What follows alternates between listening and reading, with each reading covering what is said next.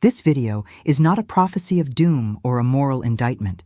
It is a map of psychological trajectories, the 5 endgames most women drift toward when life is lived on autopilot or in reaction to pain instead of in devotion to truth. These are not cages, but corridors, not insults, but invitations. Each endgame is a pattern that can be interrupted, reauthored, and transformed by consciousness. If you recognize yourself in any of these pages, take a breath and remember. Recognition is rescue. You cannot change what you refuse to name, and you cannot lose by choosing yourself. In every endgame there is a door, and behind every door is a practice, a boundary, a decision, a ritual that begins to rewrite the script. Before we begin, remember 3 laws that shape every endgame. First, the law of repetition. What is unhealed repeats until it is remembered. Second, the law of exchange. Every yes costs a future yes, so choose carefully. Third, the law of silence. If you do not name your terms, someone else will name them for you. These laws will appear in every chapter like a bell to call you back to yourself. Endgame 1 is the path of the pleasing saint, the woman who confuses love with labor and worth with usefulness. She becomes indispensable to everyone, but invisible to herself. At first, her self-sacrifice feels noble. She is praised for being reliable, generous, the one who remembers birthdays and rescues deadlines and keeps the house from collapsing into chaos. The origin of this endgame is almost always a childhood internship in emotional weather management. She learned to anticipate storms and smooth them before they broke. She learned that attention arrives when she gives more than is asked and asks for less than she needs. She learned that to keep love, she must carry the house silently on her back. But the cost of the pleasing saint is high and always deferred. Resentment builds like rust under the paint of kindness. The body keeps the score with headaches, back pain, insomnia, and the numbness that comes from unvoiced rage. Relationships contort, partners become dependent children, and friends become clients on a never-ending waiting list. Listen for the bell. Law of repetition. She is not selfish for breaking the cycle. She is wise for not repeating it. Law of exchange. Every no is a yes to her future. Law of silence. Once she names her terms, love becomes a dialogue instead of a debt. In this endgame, the credits do not roll. The role evolves from savior to sovereign. Endgame 2 is the loop of the romantic gambler, the woman who keeps betting on potential while ignoring patterns. She falls in love with the idea of what a partner could become if only they were believed in hard enough, or healed just a little more, or given one last chance to not do what they always do. Her origin story is an early education in intermittent reinforcement. The most addictive reward is the reward that arrives unpredictably. She is wired to chase the sporadic tenderness, the occasional apology, the once every few months miracle weekend that proves the hope is not delusion. The brain, the same brain that loves novels and cliffhangers, becomes a casino. The logic of this endgame is romantic heroism. She believes in redemption. She believes that love can save. She makes a vow silently to be the woman who finally proves him wrong about himself. She is the last torchbearer of the story she was promised by songs and films and the look in his eyes on that one perfect night. The emotional reveal comes in a quiet kitchen after another broken agreement. She realizes that potential is the most seductive ghost. You can hold it in your mind forever because it never has to pay rent in reality. She sees that love is not a rescue mission, and loyalty does not mean staying where you are consistently injured. Again, the bell. Law of repetition. If she does not change the terms, the sequel writes itself. Law of exchange. Every month spent on maybe is stolen from available. Law of silence. Stated standards end confusion and force a reveal, either alignment or an exit. The romantic gambler becomes a discerning curator, and love becomes a fact instead of a gamble. Endgame 3 is the empire of the performance queen, the woman who builds a life so impressive that no one notices she is starving inside. She is excellence incarnate. Degrees, promotions, leadership, luxury, the passport full of stamps, the calendar full of wins. She is the one her younger self dreamed of becoming, and yet she cannot feel the feelings her achievements promised. Her origin story is talent meeting trauma. Early on, she discovered that achievement quieted chaos and accomplishments bought temporary safety. Praise became a sedative. Productivity became a religion. She learned that if she could outrun emptiness, it could not find her, and if she could exceed expectations, she could outrun rejection. The logic is sleek. If I am undeniable, life must choose me. If I am extraordinary, I will never be abandoned. If my resume glows, no one will notice where it hurts. The performance queen becomes the architect of a cathedral made of credentials, and her image is the stained glass that hides what the light cannot quite reach. The reveal often arrives in a hotel room after a standing ovation.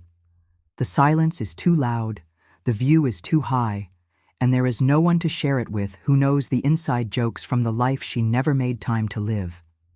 She realizes that public applause does not cure private abandon, and that competence is not intimacy.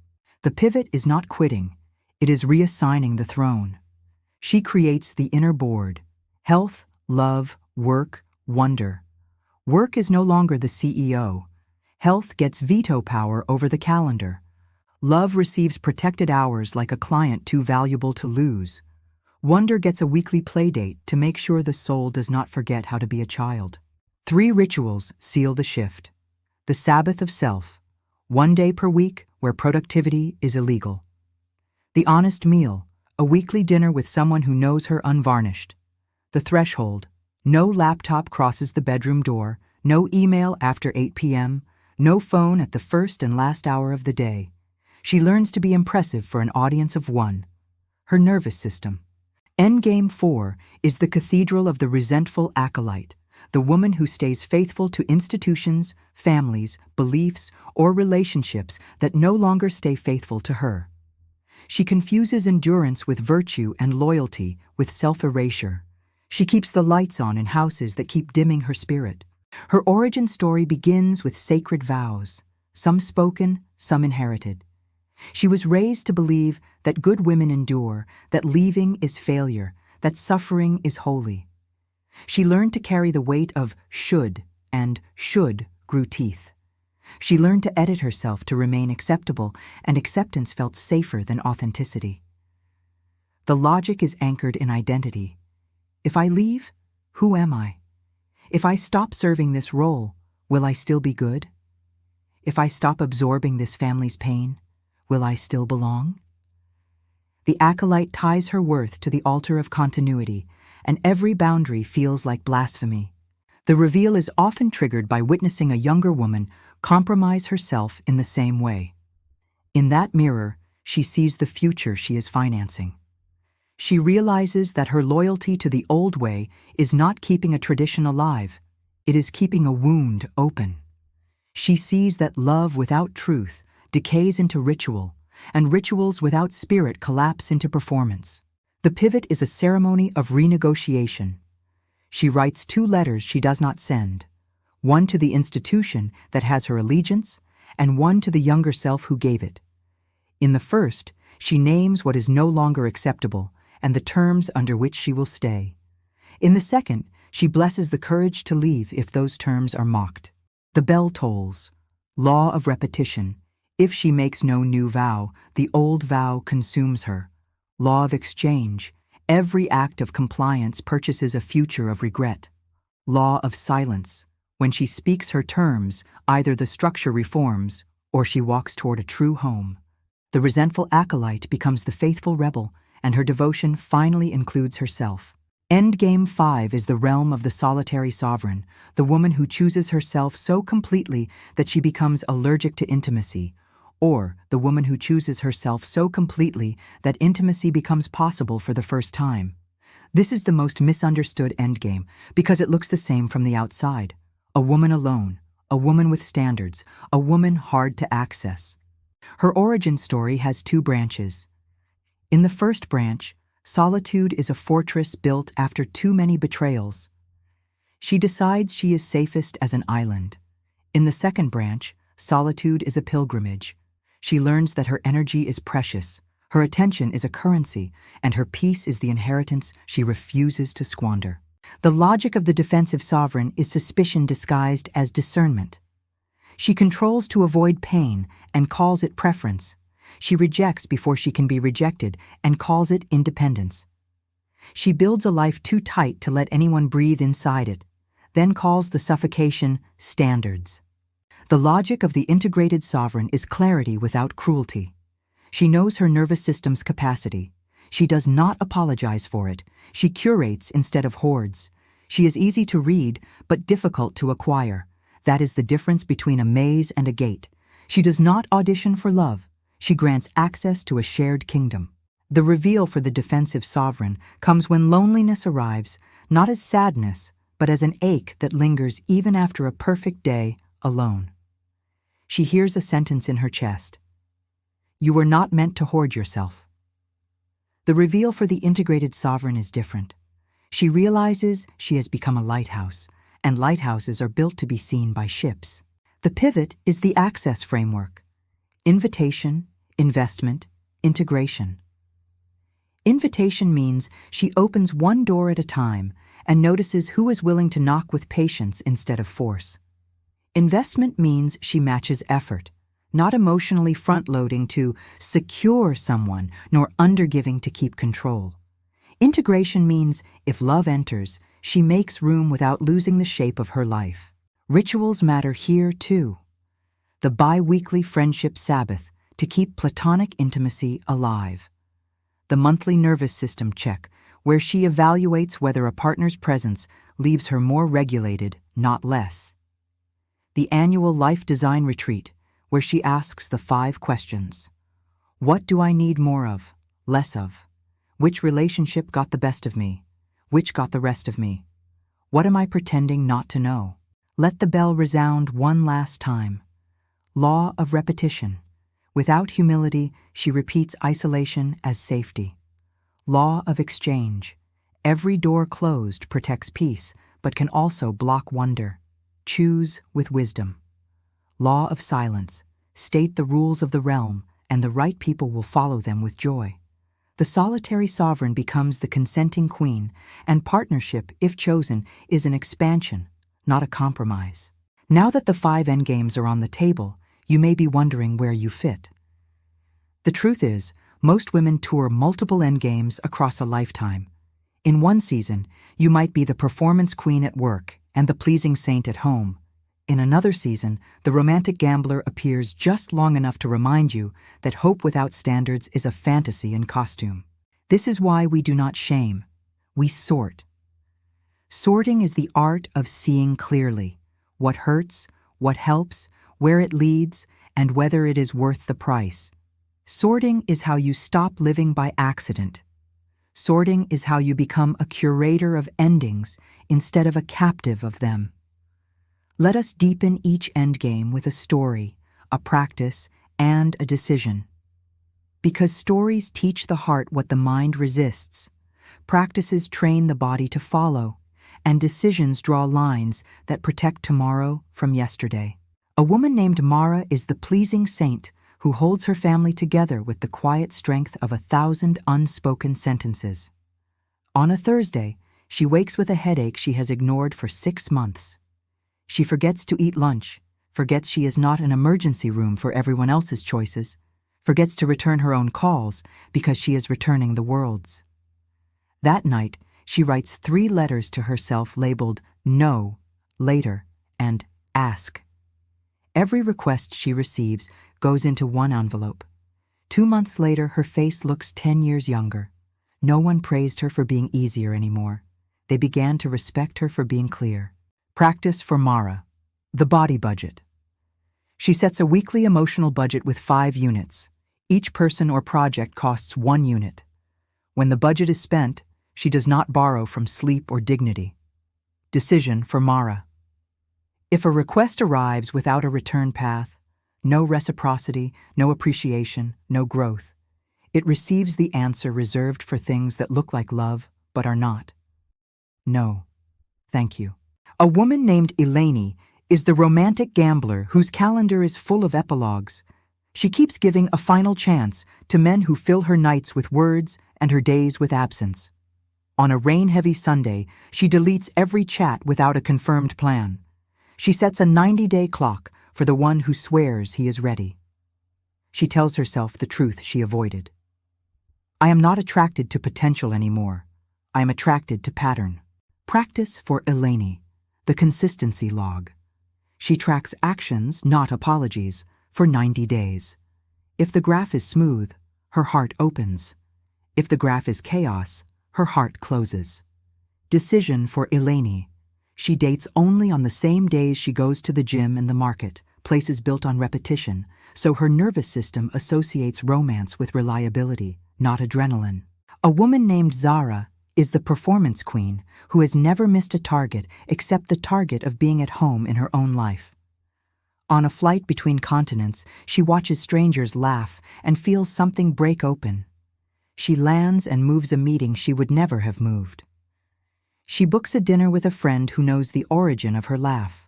She cries when it returns. Practice for Zara, the 2-calendar rule. Calendar 1 is production. Calendar 2 is nourishment. Neither is allowed to cannibalize the other. Decision for Zara.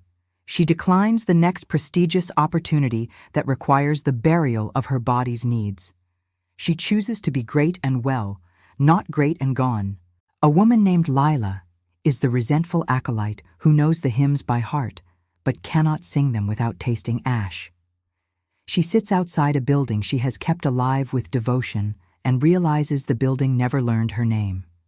She writes the 2 letters, speaks the terms, and when they are dismissed, she walks away without slamming the door. The sound is silence, and the silence is holy. Practice for Lila. The exit blessing. She blesses what was true, grieves what died, and names what she will no longer carry. Decision for Lila.